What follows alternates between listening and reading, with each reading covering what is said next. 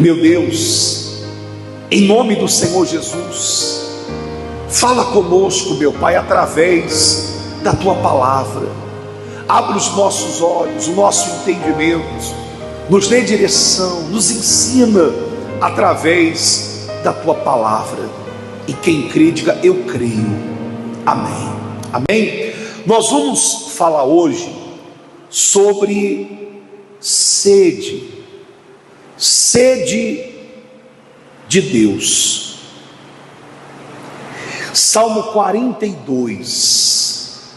Abra aí, por favor. Salmo 42. Salmo 42. O Salmo de Davi. Diz assim: assim como o servo brama pelas correntes das águas, assim suspira a minha alma por ti, ó Deus. A minha alma tem sede de um carro zero, de uma casa própria, de uma casa na praia. Não, a minha alma tem sede de Deus, do Deus vivo. Quando entrarei e me apresentarei ante a face de Deus? Quer dizer, a sede de Davi era pela presença de Deus. A sede dele era pela presença. Davi tinha sede de estar na presença de Deus, no tabernáculo, buscando a Deus, adorando a Deus, porque ele estava vivendo um período de muita perseguição por conta do rei Saul, que queria matá-lo. Então Davi não tinha paradeiro. Davi vivia fugindo de um lado para o outro. Ele tinha saudade, anseio de estar na presença de Deus, sede de Deus. O nível da tua sede revela o nível da tua entrega. O nível da tua sede revela o nível da tua entrega a Deus. A tua sede, a minha sede, ela é caracterizada pelo tempo, pela intensidade e pela frequência. Você vê que quanto mais sede uma pessoa tem de Deus e das coisas de Deus, mais tempo ela dedica, mais intensa ela é, mais profunda ela é, mais tempo ela passa com Deus. Essa sede que ela tem de estar na presença de Deus.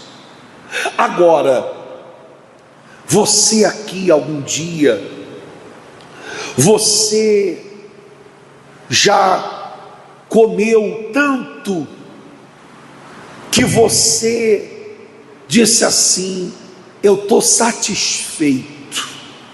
Quem? Faz assim, ó. Quando você está cheio, quando você está satisfeito, cheio, pode colocar diante de você as melhores iguarias, pode colocar diante de você o melhor prato, a melhor refeição, mas se você está cheio, normalmente você vai rejeitar aquilo. A Bíblia em Provérbios, no capítulo 27, Provérbios 27, versículo 7, diz assim: a alma farta pisa o favo de mel, mas para a alma faminta todo o amargo é doce.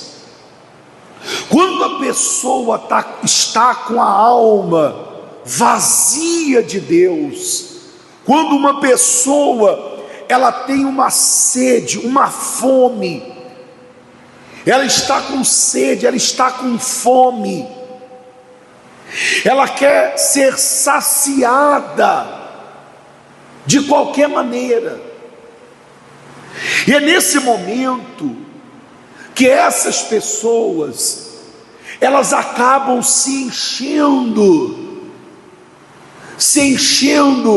de porcarias, espiritualmente falando.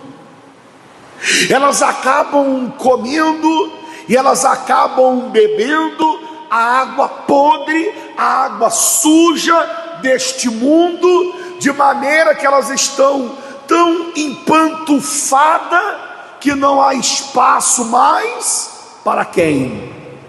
Para Deus. Por isso elas pisam no favo de mel, elas pisam na preciosa comida que é a palavra, elas desprezam o fino manjar que é a palavra de Deus, que é a presença, porque a alma delas estão cheias da podridão deste mundo, do que elas se alimentam, do que elas bebem e do que elas comem, e que não nutre, dá aquela sensação de saciedade, dá aquela sensação de que elas estão cheias, mas não nutre a alma delas. Por isso que a alma de muitas pessoas é como uma terra árida e seca. O mundo está assim, como uma terra árida e seca que não tem água. As pessoas estão cada vez mais se sentindo vazias, secas. Por quê? Porque estão se enchendo e bebendo e comendo das coisas deste mundo, da água suja, podre deste mundo. Ao invés de virem à fonte de água viva, que é o Senhor Jesus, que quando você bebe desta água, esta água flui dentro de você, como um manancial de águas vivas. Essa água passa a jorrar dentro de você para a vida eterna. Você passa a ter vida. Aonde a água, a vida. Aonde a água floresce. E essa água é a presença de Deus, é a presença do Espírito Santo em nós. Só que para beber desta água, a pessoa tem que vir à fonte. E só vem à fonte quem tem sede. Por isso ele diz: quem tem sede, vem a mim e beba. E no seu interior fluirão rio de águas vivas. É isso que você tem que buscar. É isso que você tem que buscar. É igual, por exemplo, o rapaz, o sujeito, ele foi fazer uma viagem e ele estava no deserto com o guia, fazendo uma viagem para conhecer mais das coisas bíblicas, conhecer Israel, conhecer os desertos. E andando naquele sol quente, a água acabou, e ele então viu uma poça de água, e com muita sede. Quando você está com muita sede, você não quer saber de onde vem aquela água, você quer matar a sua sede. Então ele pega a sua garrafinha com água, pega aquela água da poça, achando que era ali um manancial de águas, e ele bebe a água, e o guia turístico, quando vê, fala: não, você sabe o que é isso? Não, não sei, é urina de camelo. Você vê que quando a pessoa está com sede, qualquer água serve para ela.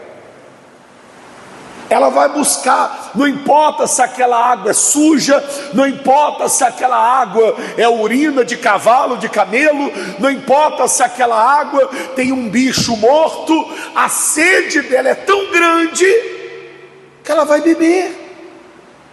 Você vê pessoas que vão matar a sede bebendo cachaça, vai matar a sede da alma se embriagando. Outros vão tentar matar a sede da alma se prostituindo, usando drogas.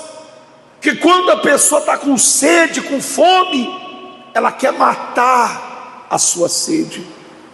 Só que ela não entende que a única fonte que vai saciá-la completamente é a presença de quem? É a presença do Espírito Santo. Isso é tão interessante. Eu me lembro de um rapaz que nós estávamos acompanhando há anos atrás. Ele morava numa casa de madeira no meio do mato, e nós começamos a acompanhá-lo e buscá-lo para assistir os cultos. E nós íamos à casa dele buscar e trazia ele de carro. E depois de meses ele ali buscando, já estava bem, né? já se via ali uma transformação iniciando, a palavra já estava entrando dentro dele. E um dia, conversa vai, conversa vem, e saiu uma conversa e acabou na pizza. E foi feita uma pergunta assim, né? Vem cá, você já foi na pizzaria tal? Não, não fui não. Eu nunca fui numa pizzaria. E aí eu vendo aquilo, eu falei: olha, eu vou te levar.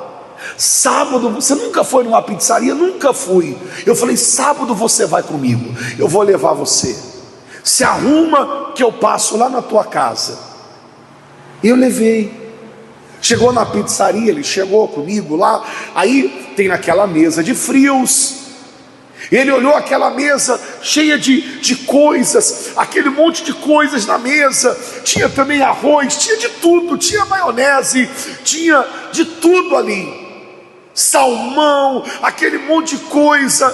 E ele, quando viu aquilo, ele encheu um prato parecendo um monte Sinai, fez aquela montanha e mandou ver. Comeu até sair pelas narinas, mas comeu mesmo. Daqui a pouco vem um garçom e traz a pizza. Ele olha meio que assim surpreso. Aí ele olha para mim e diz assim: ainda tem pizza? Eu falei: criatura, mas a gente não saiu de lá para vir aqui comer pizza? Aí ele olhou e disse assim: mas agora eu estou cheio. Você está entendendo? É isso que acontece com as pessoas. Elas se enchem da comida deste mundo e depois elas estão tão cheias que não tem espaço para aquilo que vai nutrir a alma delas. Porque elas estão cheias, elas estão comendo, que a pessoa quando está com fome, até o amargo é doce. A pessoa quando está com fome, qualquer água serve, só que não faz bem, faz mal. Por isso que a verdadeira comida, Jesus dizia, a verdadeira comida, a verdadeira bebida é fazer a vontade do meu Pai. É agradar a Deus, é fazer a vontade do Pai. Deus tem uma água para te dar, uma água viva, que é a presença dEle, mas só recebe esta água quem tem sede desta água viva. Somente quem vem à fonte buscar. Você sabe que Deus, ele utiliza muito, Jesus, ele utiliza muito isso, eu sou o pão da vida, eu sou a água viva. O que ele está querendo dizer? Eu sou o alimento, eu sou o que preenche, eu sou quem sacia, eu sou quem dá a vida. O pão e a água são vitais. Por quanto tempo você acha que uma pessoa aguenta ficar sem água? Por quanto tempo uma pessoa aguenta ficar sem comer? Você sabe que a água é vital. Você que jejua, você que faz jejum, você sabe disso que eu estou falando. Poxa, a boca seca, os lábios começam a colar, a fraqueza começa a vir, você começa a se sentir o quê? A se sentir fraco, porque ninguém vive sem água. Ninguém vive sem água. A água, ela é vital para a vida do ser humano, assim como é a presença de quem? De Deus. O ser humano, ele pode até tentar viver sem essa água, mas ele vai viver fraco. E essa água, ela está à disposição de todas as pessoas. Você tem que ter sede pela presença de Deus, pelo Espírito de Deus. Em Lucas 13, no versículo 20, a Bíblia diz assim: e disse outra vez: a que compararei o reino de Deus? É semelhante ao fermento que uma mulher, tomando, escondeu em 3 medidas de farinha, até que tudo levedou. Amém? Você tem que entender que você que tem sede, você tem que se entregar. Deus não quer uma medida da sua vida, Deus não quer uma medida de entrega. Deus quer se espalhar por toda a sua vida, Deus quer estar dentro de você, Deus quer se espalhar por toda a sua vida, assim como aconteceu com Abraão. Deus tomou a vida de Abraão por inteiro, porque a entrega de Abraão foi total. Abraão, quando ele ouve a voz de Deus, a sua sede por conhecer a Deus o faz deixar para trás os seus ídolos, a sua vida pagã, a sua família. Abraão deixa tudo, e Deus, ele passa a agir em todos os aspectos da vida de Abraão. Deus estava em tudo, nas decisões, nas escolhas. Abraão, ele se tornou fiel a Deus, ele se tornou fiel. Abraão, ele entregou tudo nas mãos de Deus. Família, casamento, tudo. Abraão literalmente abraçou a fé, tomou a decisão de ser fiel, de honrar a Deus em tudo, nos mínimos detalhes. Você vê que mesmo quando colocaram diante dele a facilidade, os despojos, as riquezas, Abraão disse: eu não vou aceitar, para que ninguém diga eu enriqueci a Abraão, porque a minha riqueza é a presença de Deus comigo. Amém? Ele não aceitou aquilo. Abraão não queria ter parte com aquilo, com nada que não fosse moralmente legal. Abraão não queria nada ilícito. Abraão não queria parte com nada que fosse desonesto desleal, nada que pudesse separá-lo de Deus. Abraão se entregou por inteiro, ele não entregou parte da vida dele, Abraão se entregou por completo.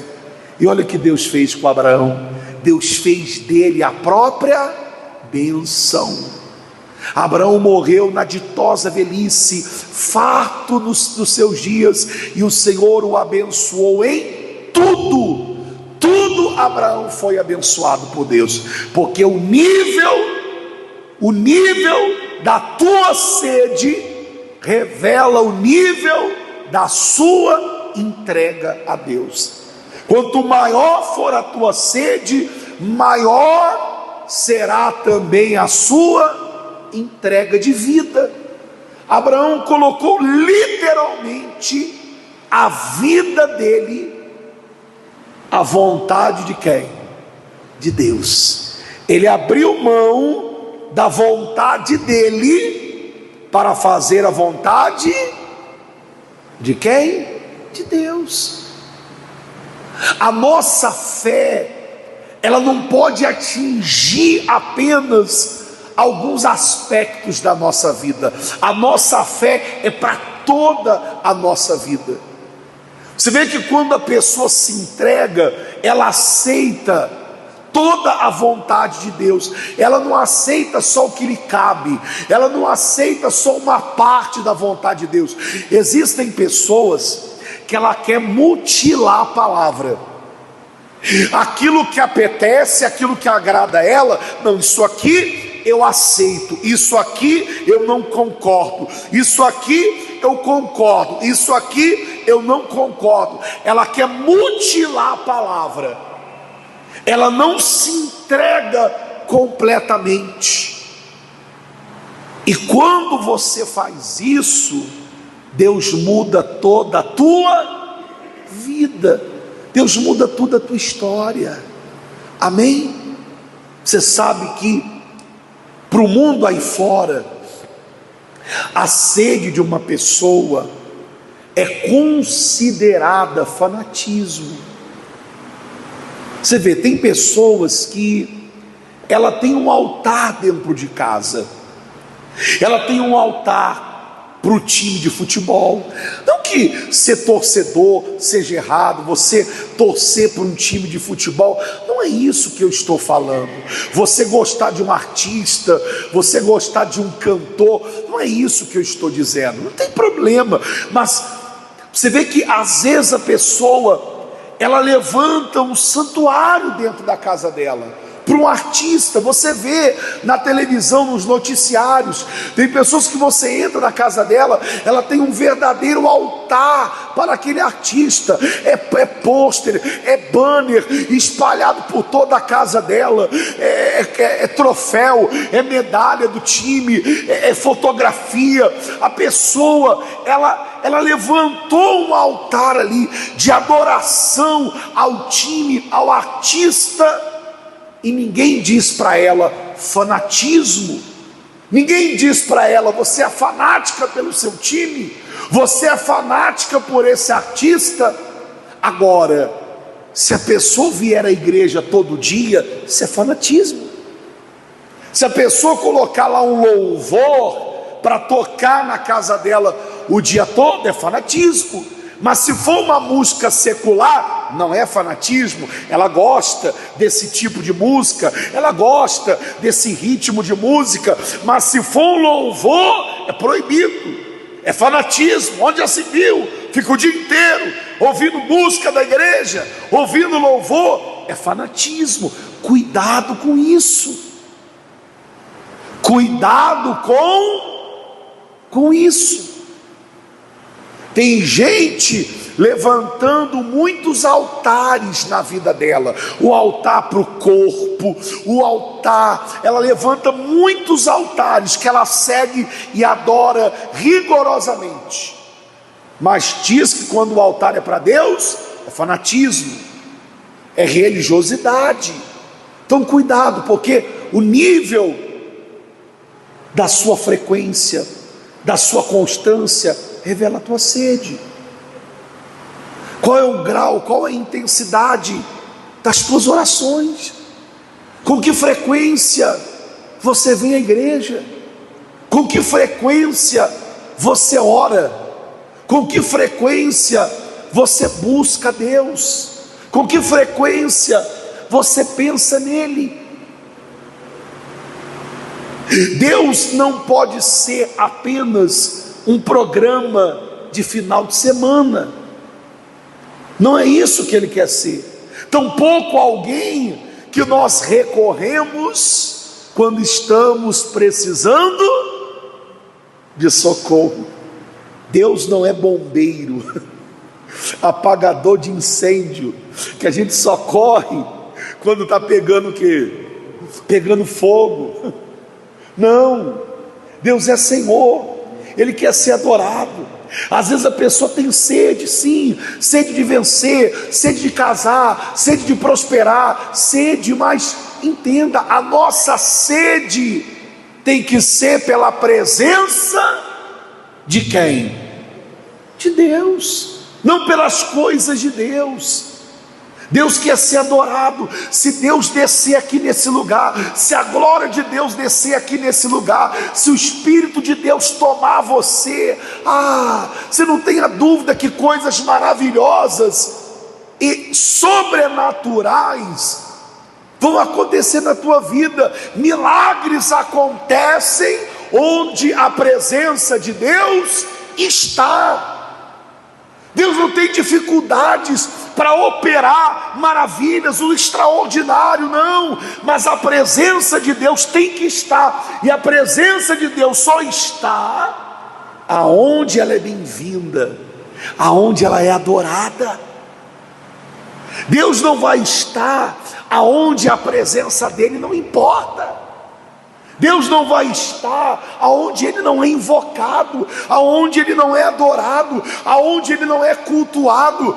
Nós estamos vivendo hoje a pior geração, sabe qual é? A geração do me dá, Senhor, me dá a casa própria, Senhor, me dá o carro zero, Senhor, lembra de mim, aquela porta aberta, Senhor, lembra do meu casamento, Senhor. É a geração do me dá. É a oração que quer tudo, mas não entrega nada. É a oração que quer tudo de Deus, mas não entrega nada para Deus, e isso entristece a Ele. Então se entregue a Deus hoje, peça para Deus: Senhor, me dá sede da tua presença. Eu não quero ter sede só das coisas, não. Tem gente que se contenta com muito pouco. Porque entenda, você pode ter o poder de Deus na tua vida. Você pode ter o poder de Deus? Pode, mas há uma diferença entre poder e presença. O poder revela a força, a grandeza de Deus. A presença revela a santidade dele. Tem gente que se contenta só com o poder de Deus. Pastor, eu quero ver o poder. Por quê? Porque o poder revela a grandeza, a força de Deus. Você vê o poder de Deus aqui a toda hora. É o poder de Deus quando manifesta um demônio e a pessoa é liberta do demônio, dos demônios. Você vê o poder de Deus quando a pessoa é curada da doença. Você vê o poder de Deus agindo na vida da pessoa quando um milagre acontece, quando uma porta se abre, quando o impossível acontece. Você está vendo o poder de Deus. E tem gente que se contenta só com o quê? Com o poder, mas ela não quer ter o quê? O principal, que é a presença. Quando Moisés sai com aquele povo pelo deserto, Deus ele fala assim: Moisés, eu não vou no meio desse povo, porque esse povo é cabeça dura, esse povo é teimoso, esse povo é murmurador, esse povo reclama, esse povo murmura. Se a minha presença for no meio de vocês, eu vou matar esse povo, eu vou exterminar esse povo, Moisés. Então a minha presença não vai, eu vou enviar o anjo do meu poder, mas a minha presença não vai. Moisés não era bobo nem nada. Moisés disse: Senhor, só com poder eu não quero. O que adianta poder para fazer a água sair da pedra? Do que adianta poder para o mar se abrir? Do que adianta poder para ver o maná cair do céu? O que adianta poder se a tua presença não estiver com a gente? Moisés disse: não me faças sair daqui se a tua presença não for comigo. A pessoa que valoriza a presença de Deus é assim. Ela vai trabalhar, ela acorda de manhã e ela diz: Senhor, não me faças ir trabalhar se a tua presença não for comigo. Porque aonde ela vai, a presença de Deus vai com ela, porque ela não quer estar sozinha. Ela carrega a presença com ela. Ela tem sede da presença. Amém? Você crê que Jesus está aqui? Você crê que a presença está aqui? Eu creio. Ele diz que aonde estivessem duas ou mais pessoas reunidas, Ele estaria presente no meio delas. A presença de Deus está aqui, mas Deus não quer estar aqui. Ele quer estar dentro de você. Mas para isso, você tem que ter sede. Você tem que buscar a Deus com toda a tua alma, de todo o teu coração, de todo o teu entendimento e com toda a tua alma. Amém? É com toda a sua força, é com todo o seu entendimento e é com toda a sua alma. Não pode ser uma busca, uma entrega mais ou menos. Tem que ser uma entrega à altura de quem realmente tem, tem sede de Deus. Quem tem sede não negligencia a vontade de Deus. Quem tem sede não despreza as oportunidades. Quem tem sede não pisa no favo de mel. Quem tem sede, vem à fonte e bebe. Amém? Fique em pé, por favor. Nós vamos orar, vamos buscar a presença de Deus agora. Você vai falar para Deus: Senhor, eu quero essa sede. Eu quero ter essa sede. Como Abraão, que creu em Deus, e isso me foi imputado, acreditado como justiça. Eu quero crer a ponto de me entregar completamente, a ponto de não ficar em cima do muro, a ponto de tomar uma decisão e vir à fonte e se entregar para Ele, em nome de Jesus. Amém?